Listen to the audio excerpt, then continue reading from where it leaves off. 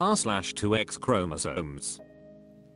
Sycophit 2024 says, why do I feel bad for wanting to report men who have choked me during sex?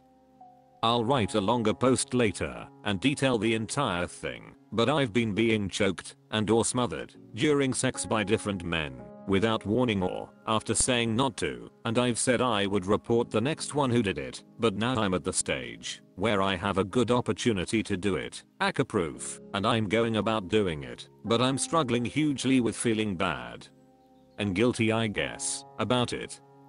Does anyone have any thoughts? I was not in a relationship with these people. What I think it is that these people are either still/also nice, but one of them is quite horrible with major red flags, but I just can't help but feel bad. Maybe it's because I'm a good person and it's simply the result of getting someone into trouble in this way. But if they had randomly did it on the street, I would not feel bad.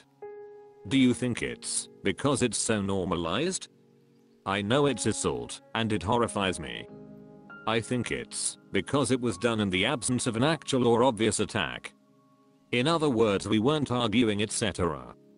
That they acted like it was okay or normal, so it's kind of gaslighty. I find the whole thing very distressing.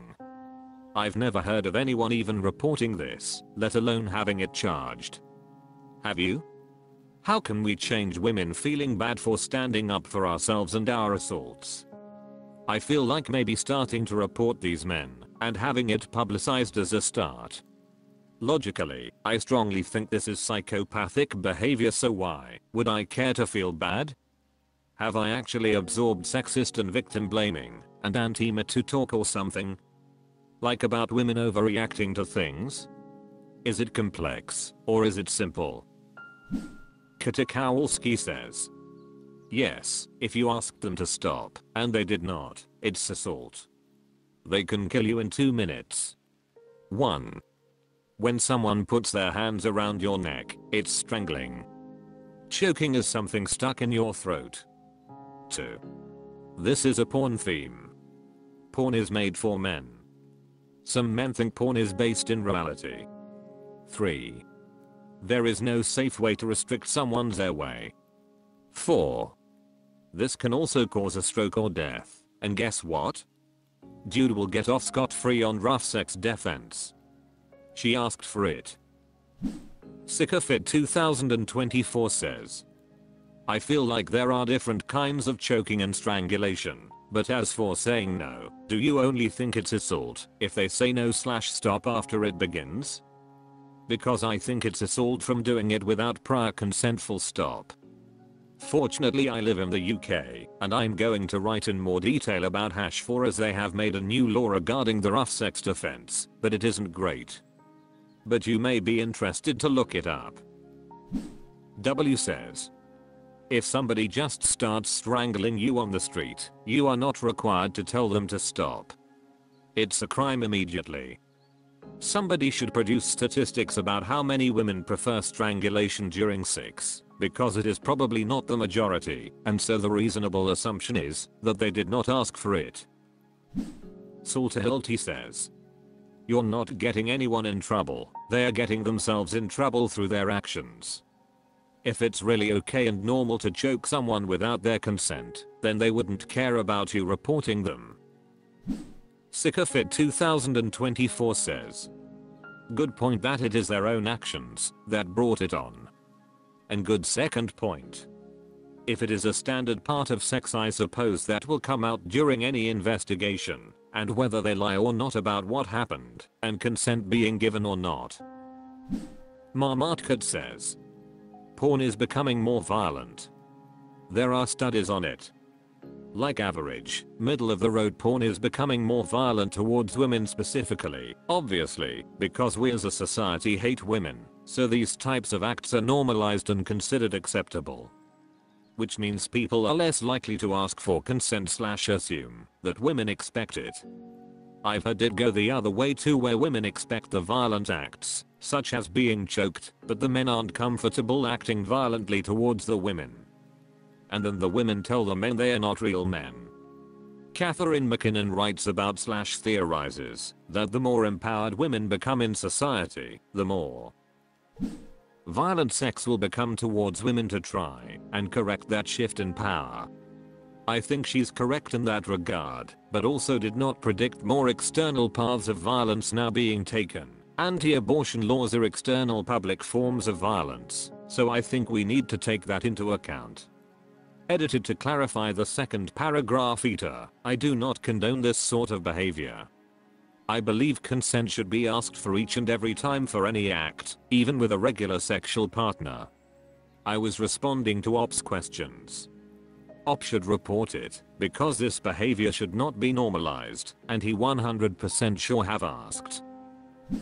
Leading Bed 2758 says, the man who raped me did this, and when arrested, was charged with an additional assault charge, because he also left bruises. I fully support you, and applaud your bravery. r/2XChromosomes. Kaskima says, partner disrespects me, again and again. A while ago my partner and I got into an argument. It was a disagreement at the dog park. Our dog ran after me as I walked off. The road back to our place is a quiet street, but nonetheless the dog chased after me without being on the lead. Our argument escalated because the dog chased after me and he thought I put the dog in danger by walking off. It got worse. My partner, who is a terrible drunk, was drinking and got so annoyed by me walking off that he told me he wanted me to leave our apartment. Obviously I refused. He then managed to remove all my clothes from the cupboard and throw them on the street. I carried on as normal, trying to remain calm and not react, saying he was acting silly, and decided not to do anything about my clothes. I ended up sleeping in my car that night and planned to leave him. This won't be the first time I've slept in my car over an argument where he is drunk and overreacting. Our relationship since this has been fine. I honestly forgot about this and have learned to overlook his behavior when he's drunk, but have also decided to refuse to be around him when he's drunk as I can't stand him. The clothes incident was several months ago. Tonight we were hanging out with our friends. A mutual friend of ours got engaged. We were saying how the girl definitely wears the pants in the relationship. My partner says he definitely wears the pants. I said I honestly don't care who does. He made some sly comment like, "I'll throw your clothes on the street again." Our mutual friend then laughed and said to his girlfriend, "Oh yeah, he once threw all of XXXXX's clothes on the street," and then laughed. I was honestly shocked my partner told our friends such a private moment. It was embarrassing to hear them all laugh at my expense, and I left without saying goodbye. I now realize I'm just embarrassed that I allow myself to repeatedly be treated so hurtfully and disrespectfully by the one person who is supposed to love and support me always. I don't have the means to be able to leave him. I don't know if I'm overreacting. I don't really know what to do. I needed a place to say how hurt my feelings are and ashamed I'm for staying with someone who can be so horrible. 7-6 says, your relationship hasn't been fine, honey. When we're in a toxic or abusive relationship, the moments between incidences can make it feel like everything is fine. But it isn't. You have to avoid this man when he's drinking. He embarrasses you and demeans you in front of others. And you know the rest because you live it. There is hope and fresh air around the corner, but you need to take the first steps to get out, and to get out safely. 500 Cats Tipping Stuff says, your partner is abusive and an alcoholic. You cannot stay in a situation like this long term.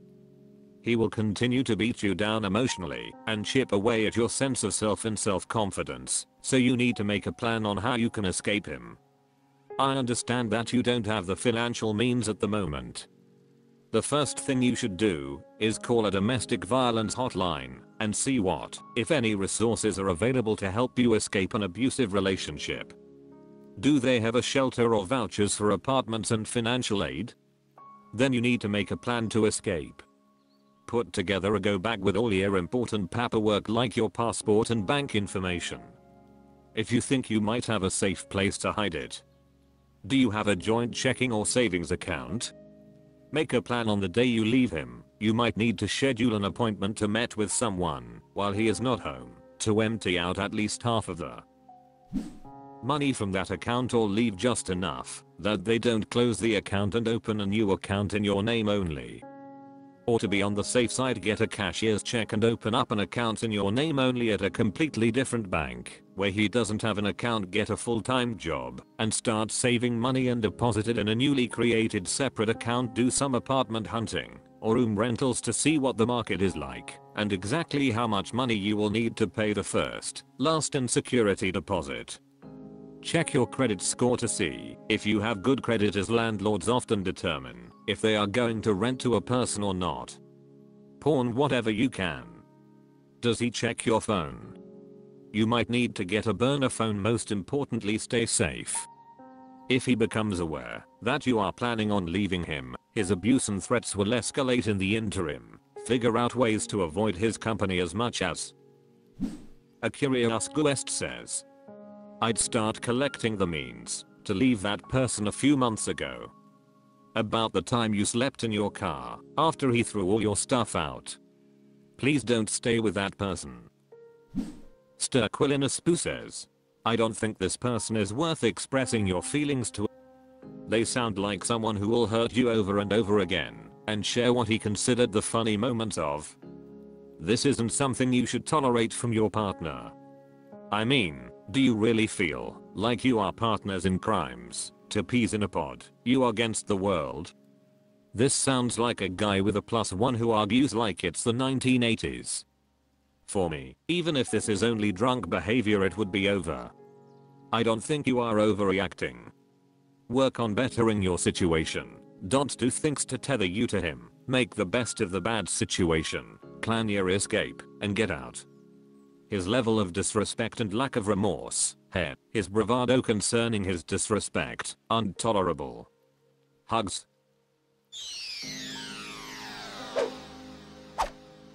That's all for this video. Thank you for watching. Please subscribe.